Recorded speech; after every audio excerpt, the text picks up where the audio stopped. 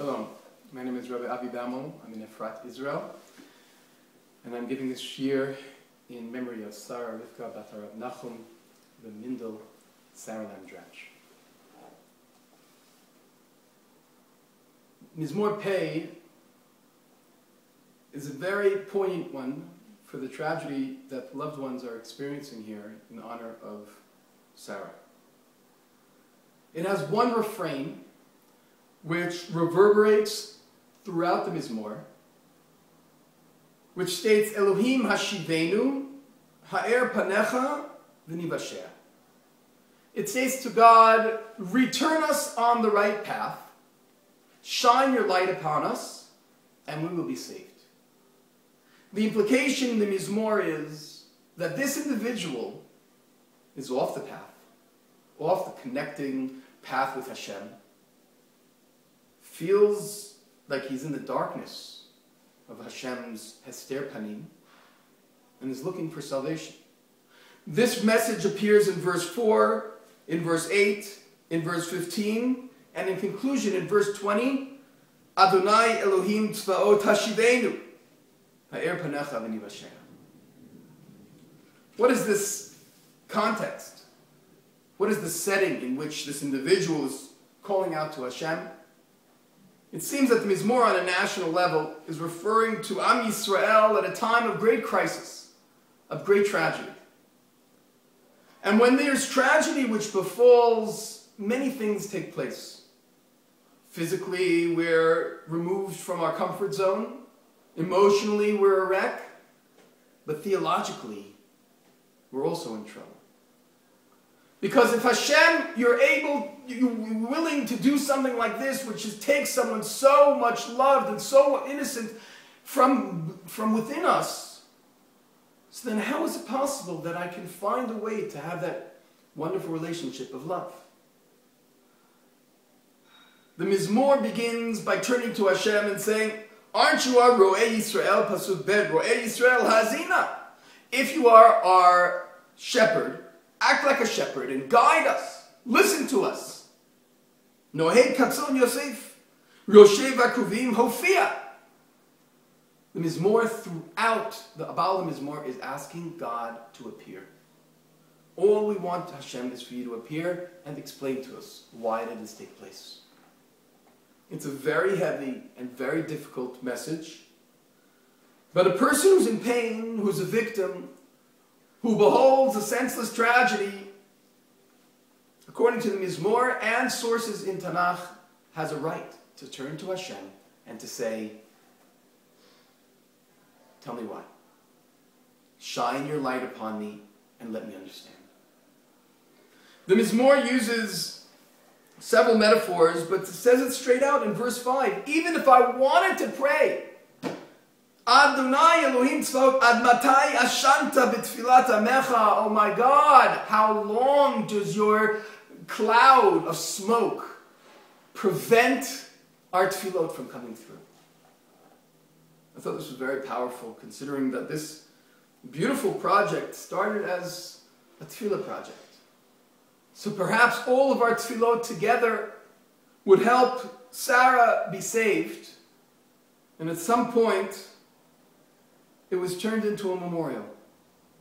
At some point we had to lift up our hands and say, our tefillot were not accepted, but let's continue to learn L'ilui Nishmata. But what happens when our tefillot don't work? According to the Mizmor, Pasuk Vav, He'echaltem lechem dim'ah, v'tashkemu b'dmot shalish, tzisimei madon l'shchinenu, v'oivenu yilagu lamo. God, we expect from you manna from heaven. Man, hatrifeni lechem chuki. But instead, you're feeding us tears. You're making us a laughingstock for our enemies. And once again, Elohim Tzvaot Hashivenu Va'er Panecha V'nivasheh. Shine your light. If you shine your light, we will go towards salvation. We will come back on the right track. The Mizmor continues with the metaphor of a geffen. When you think about a geffen, a cluster of grapes, it's ripe, it's full, it's unified, And when you want to move those grapes, you can either pluck them out one by one, or you can take the entire cluster and transpose it to somewhere else. Referring to the redemption of Yetziat Mitzrayim, Gefen mi Mitzrayim tasia tigaresh goyim vatita'er. When we experienced Yetziat Mitzrayim, you took us like an entire cluster, lifted us up, removed all of the enemies from Eretz Yisrael, and replanted us successfully and beautifully into Eretz Canaan. Can't you do the same here? Instead, what took place was that we were planted, we were all together, and then a breach in the fence allowed for enemies to come in. Lama paratzta gederea ve'arua kolovri daref yikar semena chasir miyar ve'ziv sadai yir'ena. God, a beautiful cluster, a seemingly defendable field and vineyard, and all of a sudden there's a breach. The breach comes out of nowhere, and it allows the enemies to come in, and it allows us to be vulnerable. The Baal HaMizmor is looking to Hashem to return us to that state of being a gefen, of being uplifted, and being how things should be. We should live our lives, and we should be able to watch our children grow up, and children should bury their parents and not the other way around. And then all of a sudden something shakes and rattles the very essence of what we believe. The Mizmor says, now Srufa ba'esh kisucha, the cluster is burnt down, the field is no longer. But we have hope still in Hashem. If you help us out, Hashem, lo nasog b'meka, tichayenu v'shimcha nikra, we will not retreat. Give us life, give us reason to live, and we will call out in your name, and we conclude with Adonai Elohim Tzvaot Hashivenu, Ha'er Panecha V'nivasheh. God, in all of your greatness, in all of your miraculousness, all we are asking for is shine your light upon us. That way we'll be saved. The conclusion of this Mizmor leaves us wanting a great conclusion, wanting Hashem to come in and give us the answer. And yet, there is no answer for the Baal HaMizmor. He ends his Mizmor the same way he began it. He turns to Hashem and he says, give me, shine your light. And sometimes we have to humbly accept that there is no light that's shining upon us, that we can understand the ways of Hashem. We just have to accept it and continue in the best of our ability to call out to Hashem. And hope that not all of our calls are with such great despair and with such difficulty, but other calls will be calls of joy. And we will call in the memory of Sarah, and the memory of our loved ones, and the memory of our great history.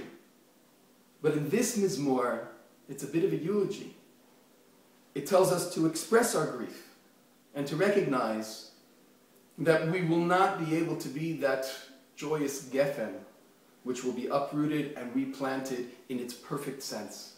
Sometimes, as the next Mizmor says, the metaphor is really about a gat, a wine press.